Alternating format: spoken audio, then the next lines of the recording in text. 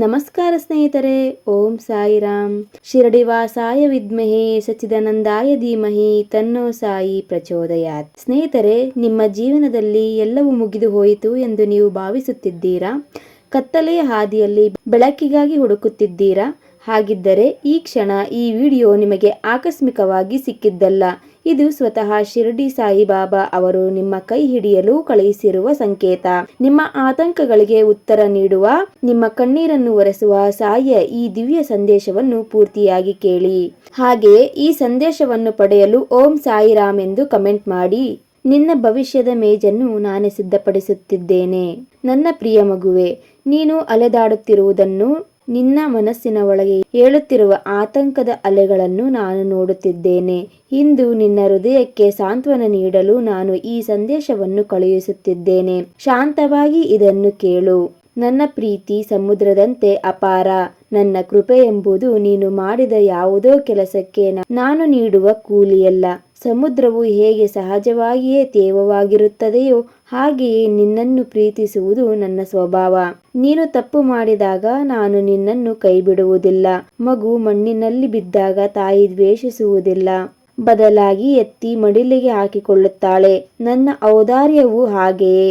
ಅದು ಸದಾ ಹರಿಯುವ ಗಂಗೆಯಂತೆ ನಿನ್ನನ್ನು ಪಾವನ ಮಾಡಲು ಸಿದ್ಧವಿದೆ. ಮಗುವೆ, ಯಾಕೆ ಈ ಮೌನ?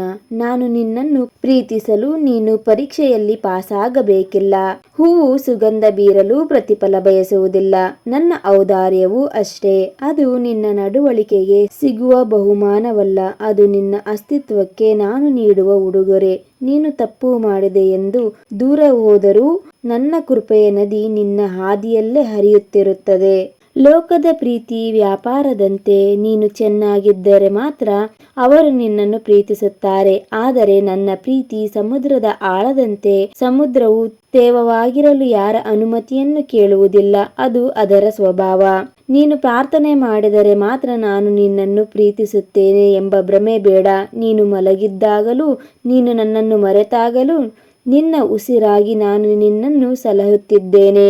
ನನ್ನ ಔದಾರ್ಯವು ನಿನಗೆ ನೀನು ಗಳಿಸುವ ವೇತನವಲ್ಲ, ಅದು ನಿನಗೆ ಸಿಕ್ಕಿರುವ ವರದಾನ. ಸಾಮಾನ್ಯವಾಗಿ ಲೋಕದಲ್ಲಿ ನಾವು ಏನನ್ನಾದರೂ ಪಡೆಯಬೇಕಾದರೆ ಅದಕ್ಕೆ ಅರ್ಹರಾಗಿರಬೇಕು ಅಥವಾ ಏನನ್ನಾದರೂ ಸಾಧಿಸಿ ತೋರಿಸಬೇಕು. ಆದರೆ ಬಾಬಾರವರ ಔದಾರ್ಯವು ನಮ್ಮ ಸಾಧನೆಯ ಮೇಲೆ ನಿಂತಿಲ್ಲ. ನಾವು ಒಳ್ಳೆಯ ಕೆಲಸ ಮಾಡಿದಾಗ ಮಾತ್ರ ದೇವರು ಪ್ರೀತಿಸುತ್ತಾನೆ, ತಪ್ಪು ಮಾಡಿದಾಗ ಕೈ ಬಿಡುತ್ತಾನೆ ಎಂಬುದು ಮನುಷ್ಯನ ತರ್ಕ. ಆದರೆ ಇಲ್ಲಿ ವಿವರಿಸಿರುವಂತೆ ಅವನ ಕೃಪೆಯು ನಮ್ಮ ನಡವಳಿಕೆಗೆ ಸಿಗುವ ಬೋನಸ್ ಅಲ್ಲ, ಅದು ಅವನ ಮೂಲ ಸ್ವಭಾವ.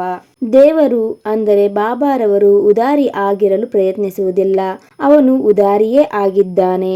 ನಾವು ಎಷ್ಟೇ ತಪ್ಪು ಮಾಡಿದರೂ ಅಥವಾ ಎಷ್ಟೇ ದೂರ ಹೋದರೂ ಸಮುದ್ರದ ನೀರು ಹೇಗೆ ತನ್ನ ತೇವಾಂಶವನ್ನು ಕಳೆದುಕೊಳ್ಳುವುದಿಲ್ಲವೋ ಹಾಗೆಯೇ ದೇವರು ತನ್ನ ದಯೆಯನ್ನು ಕಡಿಮೆ ಮಾಡುವುದಿಲ್ಲ. ನಾವು ಏನನ್ನಾದರೂ ಸಾಧಿಸಿ ಅವನ ಪ್ರೀತಿಯನ್ನು ಗಳಿಸಿಕೊಳ್ಳಬೇಕಿಲ್ಲ ಎನ್ನುವ ಮಾತು ನಮ್ಮ ಮೇಲಿರುವ ದೊಡ್ಡ ಒತ್ತಡವನ್ನು ಇಳಿಸುತ್ತದೆ. ಅನೇಕರು ನಾನು ಸರಿಯಾಗಿ ಪ್ರಾರ್ಥನೆ ಮಾಡುತ್ತಿಲ್ಲ, ಹಾಗಾಗಿ ದೇವರು ನನ್ನ ಮೇಲೆ ಕೋಪ ಮಾಡಿಕೊಂಡಿದ್ದಾನೆ ಎಂದು ಭಯಪಡುತ್ತಾರೆ. ಆದರೆ ಬಾಬಾರವರು ಹೇಳುವುದೇನೆಂದರೆ, ಬಾಬಾರವರ ಪ್ರೀತಿಯು ಉಚಿತ ಕೊಡುಗೆ, ಅಂದರೆ ಅದೊಂದು ಗಿಫ್ಟ್ ಅಂತ ಇಲ್ಲಿ ಹೇಳ್ತಿದ್ದಾರೆ. ಅದಕ್ಕೆ ಯಾವುದೇ ವೇತನ ಅಥವಾ ಹಣ ಅಥವಾ ಟೈಮ್ನ ಕೊಡ್ತಕ್ಕಂತ ಅಗತ್ಯ ಇಲ್ಲ. ನೀವು ಹೇಗಿದ್ದೀರೋ ಹಾಗೆ ಅವನು ನಿಮ್ಮನ್ನು ಸ್ವೀಕರಿಸುತ್ತಾನೆ. ಶ್ರದ್ಧೆ ಮತ್ತು ಭಕ್ತಿಯೊಂದಿದ್ದರೆ ಸಾಕು ಅಂತ ಇಲ್ಲಿ ಹೇಳುತ್ತಿದ್ದಾರೆ. ನದಿ ಹೇಗೆ ನಿರಂತರವಾಗಿ ಹರಿಯುತ್ತದೆಯೋ ದೇವರ ಕೃಪೆಯು ಹಾಗೆಯೇ. ನಾವು ನದಿಯ ಹತ್ತಿರ ಹೋಗಿ ನೀರು ಕುಡಿಯುವುದು ನಮ್ಮ ಕೈಯಲ್ಲಿದೆ. ನಾವು ಬಾಗಿಲನ್ನು ಮುಚ್ಚಿಕೊಂಡರೂ ನದಿ ಹರಿಯುವುದು ನಿಲ್ಲುವುದಿಲ್ಲ. ಅಂದರೆ ನಮ್ಮ ಕಡೆಯಿಂದ ನಂಬಿಕೆ ಕಡಿಮೆಯಾದಾಗಲೂ ಅವನ ಕಡೆಯಿಂದ ಹರಿಯುವ ಕೃಪೆಯ ಮಾರ್ಗ ಮುಚ್ಚಿರುವುದಿಲ್ಲ. ನಮ್ಮ ಅಸ್ಥಿರವಾದ ನಡವಳಿಕೆಗಿಂತ ಬಾಬಾರವರ ಸ್ಥಿರವಾದ ಗುಣ ದೊಡ್ಡದು ಎಂದು ಇದು ನೆನಪಿಸುತ್ತದೆ.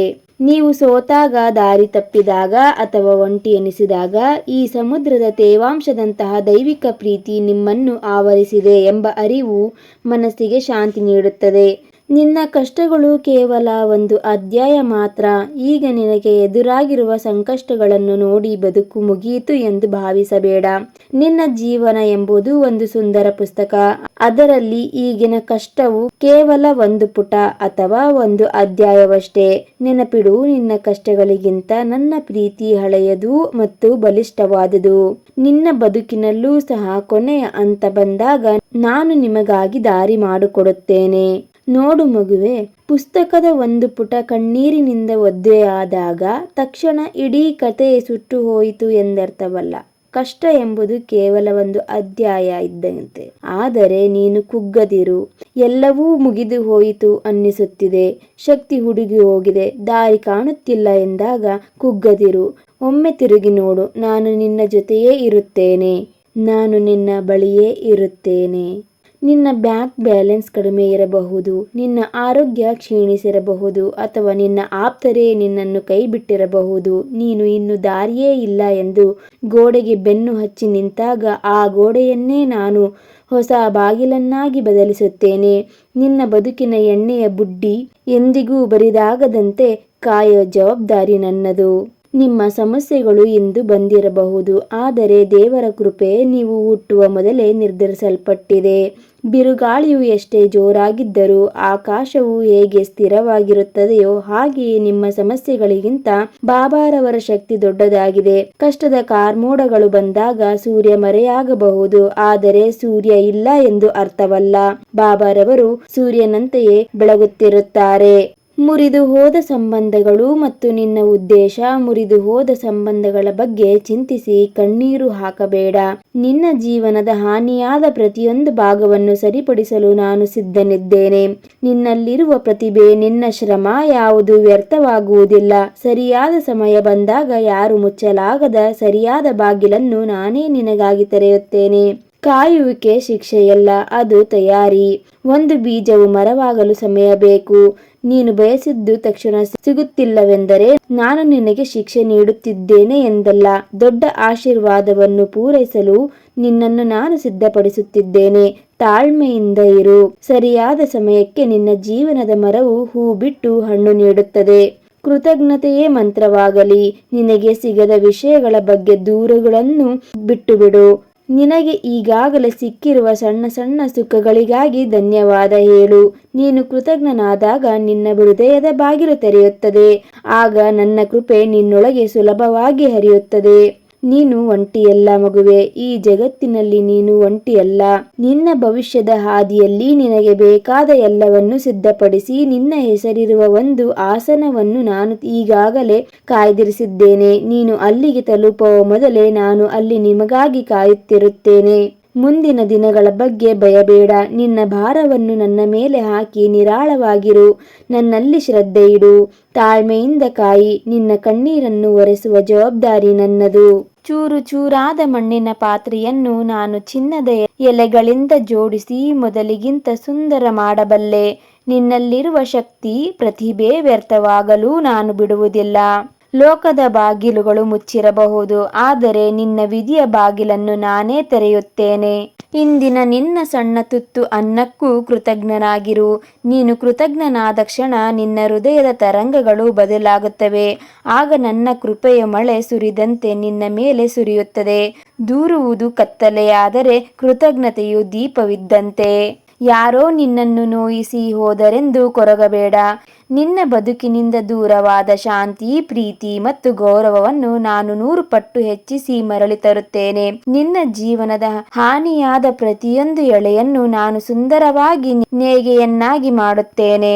ಮಗುವೆ, ಜೀವನದ ಓಟದಲ್ಲಿ ದಣಿದು ಬಂದಿರುವ ನಿನಗಾಗಿ ನಾನು ಒಂದು ಮಹಾಭೋಜನ ಸಿದ್ಧಪಡಿಸಿದ್ದೇನೆ. ನೀನು ಅಲ್ಲಿ ಕುಳಿತು ತೃಪ್ತಿಯಿಂದ ಉಣ್ಣುವ ಕಾಲ ಹತ್ತಿರವಿದೆ. ನೀನು ಕತ್ತಲೆಯಲ್ಲಿ ನಡೆಯುವಾಗ ನಿನ್ನ ನೆರಳು ಕೂಡ ನಿನ್ನನ್ನು ಬಿಡಬಹುದು, ಆದರೆ ನಾನು ನಿನ್ನ ನೆರಳಿಗಿಂತ ಹತ್ತಿರವಿದ್ದೇನೆ. ನೀನು ನಾಳೆ ಎದುರಿಸಲಿರುವ ಸಮಸ್ಯೆಗೆ ಪರಿಹಾರವನ್ನು ನಾನು ಹಿಂದೆ ಸಿದ್ಧಪಡಿಸಿಟ್ಟಿದ್ದೇನೆ. ನನ್ನನ್ನು ನಂಬಿದವರನ್ನು ನಾನು ಎಂದೂ ಕೈ ಬಿಡುವುದಿಲ್ಲ. ನಿನ್ನ ಭಾರ ನನ್ನ ಮೇಲೆ ಇರಲಿ. ನಿನ್ನ ಮುಗುಳ್ನಗೆ ನಿನ್ನ ಮುಖದ ಮೇಲೆ ಇರಲಿ. ನಾನು ಇಷ್ಟು ಒಳ್ಳೆಯವನು, ನನಗೇಕೆ ಇದು ಸಿಕ್ಕಿಲ್ಲ ಎಂದು ದೂರುವುದು ಇದು ನಮ್ಮ ಮನಸ್ಸನ್ನು ಕಹಿ ಮಾಡುತ್ತದೆ ಮತ್ತು ಸಿಕ್ಕಿರುವ ಸುಖವನ್ನು ಅನುಭವಿಸಲು ಬಿಡುವುದಿಲ್ಲ. ನಮಗೆ ಸಿಕ್ಕಿರುವ ಉಸಿರು, ಆಹಾರ ಅಥವಾ ಸಣ್ಣ ಸಹಾಯದ ಬಗ್ಗೆಯೂ ದೇವರಿಗೆ ಧನ್ಯವಾದ ಹೇಳುವುದು. ನೀವು ಕೃತಜ್ಞರಾದಾಗ ನಿಮ್ಮ ಹೃದಯದ ಬಾಗಿಲು ತೆರೆಯುತ್ತದೆ. ಆಗ ದೇವರ ಕೃಪೆಯು ನಿಮ್ಮ ಜೀವನದಲ್ಲಿ ಇನ್ನೂ ಸುಲಭವಾಗಿ ಹರಿಯಲು ಸಾಧ್ಯವಾಗುತ್ತದೆ. ಕೃತಜ್ಞತೆಯು ದೇವರ ಆಶೀರ್ವಾದವನ್ನು ಸೆಳೆಯುವ ಕಾಂತ ಇದ್ದಂತೆ. ನೆನಪಿಡಿ, ಸಮುದ್ರವು ಹೇಗೆ ತೇವಾಂಶವನ್ನು ಎಂದಿಗೂ ಬಿಡುವುದಿಲ್ಲವೋ ಹಾಗೆಯೇ ಬಾಬಾರವರು ನಿಮ್ಮನ್ನು ಎಂದಿಗೂ ಕೈ ಬಿಡುವುದಿಲ್ಲ. ನಿಮ್ಮ ಹೆಸರಿರುವ ಆ ಮೇಜು ಈಗಾಗಲೇ ಸಿದ್ಧವಾಗಿದೆ. ಅಲ್ಲಿ ನಿಮಗಾಗಿ ಸಕಲ ಸುಖ ಸಂತೋಷಗಳನ್ನು ಬಾಬಾ ಕಾಯ್ದಿರಿಸಿದ್ದಾರೆ. ಆ ಸಮಯ ಬರುವವರೆಗೂ ಶ್ರದ್ಧೆ ಮತ್ತು ಸಬೂರಿಯಿಂದ ಕಾಯಿರಿ. ನಿಮ್ಮ ಜೀವನದಲ್ಲಿ ಬಾಬಾ ಅವರ ಈ ಕೃಪೆ ಸದಾ ಇರಲಿ ಎಂದು ಹಾರೈಸುತ್ತಾ ನೀವು ಪ್ರತಿದಿನ ಕೃತಜ್ಞತಾ ಅಭ್ಯಾಸವನ್ನು ಪ್ರಾರಂಭಿಸಿ. ಈ ಸಂದೇಶವು ನಿಮಗೆ ಧೈರ್ಯ ನೀಡಿದ್ದರೆ ಕಮೆಂಟ್ ಬಾಕ್ಸಿನಲ್ಲಿ ಓಂ ಸಾಯಿರಾಮ್ ಎಂದು ಬರೆದು ನಿಮ್ಮ ಭಕ್ತಿಯನ್ನು ಸಮರ್ಪಿಸಿ. ಇಂತಹ ಮತ್ತಷ್ಟು ದಿವ್ಯ ಸಂದೇಶಗಳಿಗಾಗಿ ನಮ್ಮ ಚಾನೆಲ್ ಅನ್ನು ಲೈಕ್, ಶೇರ್ ಮತ್ತು ಸಬ್ಸ್ಕ್ರೈಬ್ ಮಾಡಲು ಮರೆಯಬೇಡಿ. ಸಬೂರಿಯಿಂದಿರಿ, ಸಾಯಿ ನಿಮ್ಮೊಂದಿಗಿದ್ದಾರೆ. ಮತ್ತೆ ಮುಂದಿನ ಸಂದೇಶದೊಂದಿಗೆ ಬರುತ್ತೇನೆ. ಅಲ್ಲಿಯವರೆಗೆ ಓಂ ಸಾಯಿರಾಮ್.